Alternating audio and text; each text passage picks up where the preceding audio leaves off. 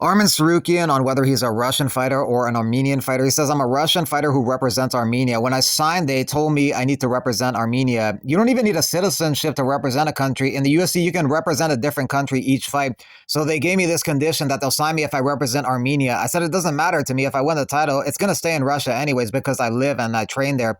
Armenia is my historical motherland. This is where my roots are from. I don't see any problem in it. We're all from the Soviet Union. He's ethnically Armenian, was born in Georgia and raised in Russia. Umar, I have a question for you. Where are you from?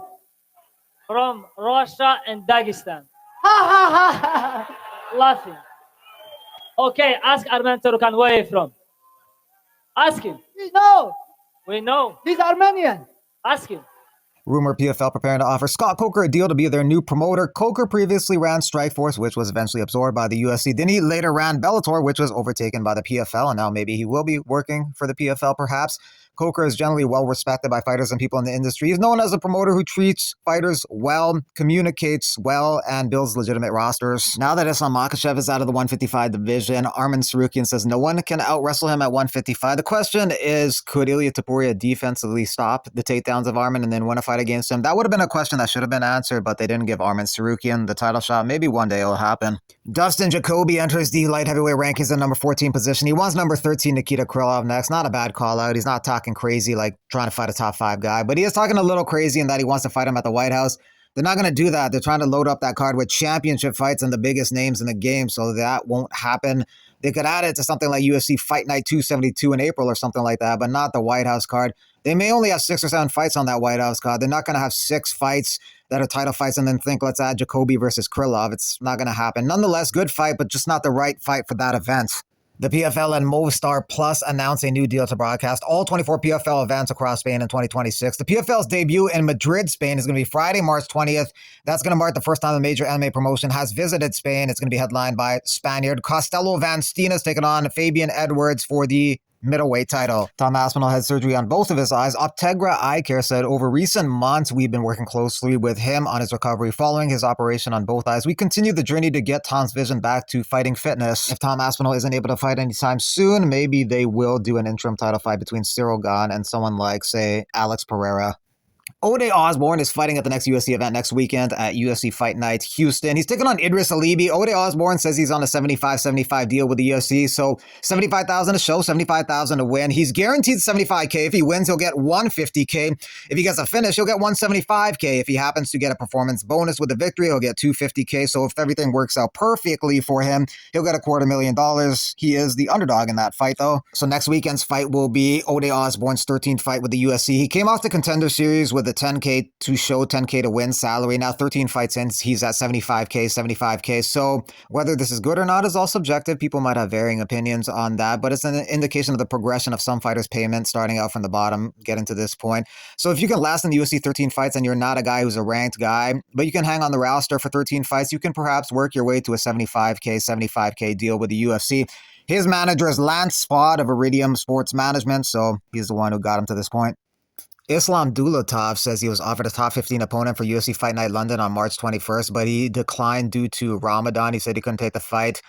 It probably would have been MVP, which makes sense. MVP is taking on another unranked guy in Sam Patterson on that card, so apparently they offered Dulatov that fight before that. So in general, MVP, their plans for MVP is to try and have somebody unranked beat him to take his spot. For MVP, his goals and ambitions are to work his way up to a welterweight title shot, but the UFC has different plans for him. It would have been a better situation for MVP if he just stayed put at 185 and just kept fighting there. He was top 10, finding a lot of success. He thought dropping down to 170 would be greener pastures for him, but it ain't. They're putting him in greener pastures to get him shot. They're trying to use him as a stepping stone, but that's not an easy thing to do with MVP. Dulatov's a good fighter and good striker, but MVP is a hard puzzle to figure out. You can try and use him as to prop up these up-and-comers, but it's going to be tough. As far as Dulatov goes, they think highly of him. Maybe they see him as a marketable fighter for them. He's a Versace model, appeals to different nationalities in that he's German of Russian descent. In his UFC debut in July, he knocked out Adam Fugit in the first round. So the UFC think highly of him because he has one fight in the UFC and they're already giving him a ranked opponent.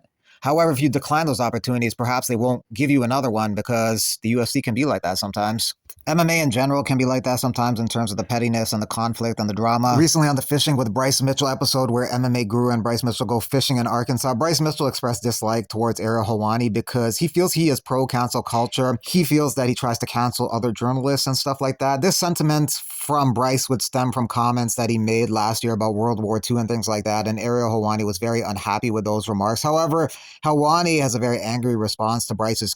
What an absolute dolt. Hey, Thug Nasty, let me know when I've ever advocated for you or anyone else to be fired or canceled or anything like that, especially not other media. Good luck finding that. In fact, I have said time and again that I'm vehemently against cancel culture. Absolute dolt might be a little bit out of pocket because are you going to be saying that to Bryce Mitchell's face? You wouldn't say that to his face. So with Helwani, he is an MMA reporter. He's won the Journalist of the Year like 13, 14 times or something like that. He's an Olympic reporter right now. You kind of hold him to a higher standard. Total nonsense coming out of your mouth. Again, last time we spoke, you were raving like a lunatic with your toys on my show. I never cut you off. I didn't edit you out. I know you're mad I haven't asked you back. Sorry, I don't like talking to ignorant dummies. Anyway, let me know. In the meantime, Fake Journalist has an Olympic Games to cover in Italy. And Ariel Helwani also took a shot at MMA Guru. And hey, MMA Guru, valiant effort asking all your friends to beg me to come on my show. I respect it. Sorry the dream couldn't be realized just yet. Better luck next time. MMA Guru was saying that he was supposed to be on his show when he was in America, but he seems to indicate that Ariel just kind of blew him off. Nonetheless, MMA Guru wasn't happy that Helwani was kind of gloating about big timing him. Just joined, you address Ariel 10-7ing you? What's the 10-7?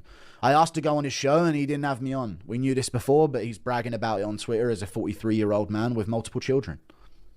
I hope to God, when I'm 43, I'm not bragging that I didn't accept someone wanting to do a collaboration with me on Twitter for points. I pray to God I'm not that miserable at 43 years of age with multiple children. Wow. Fucked up Ariel, you refused your charity to help out a smaller channel. I think the sewer tweet got to him. Nah, he turned it down ages ago. Like, Orban told me he wasn't interested. And I didn't hear anything back from DJ. Helwani probably blew him off because he wanted to get a little bit of vengeance for all the shit talk that Guru has done about him over the years. He had an over an hour 40 episode dedicated to making fun of him. He's also talked a lot of trash over the years. And I'm sure him summoning him for a collab showing the tunnels of New York didn't help the situation. I don't think MMA Guru could be too shocked that Helwani isn't too receptive to do a collab with him after all the mocking over the years. It would have been a highly viewed episode, but I suppose the vengeance meant more than the views for Helwani. Thanks for watching. Donate via super thanks and a link on the main page. How y'all niggas doing? We're good, brother. We're good. Charles, this is Crazy Kev here. Just wanted to ask you, talk to us a little bit more about the entrance. I mean, what was that, man? And what was also that Burger King hat? I mean, talk to me more about that as well. Fucking nigga. Hey, so I don't know if y'all seen the viral clip of old boy in the on the airplane. Yeah, fuck, man. I like that guy. Just some funny stuff to do. With that victory over the weekend, Charles Bennett now 2-25 in his last 27.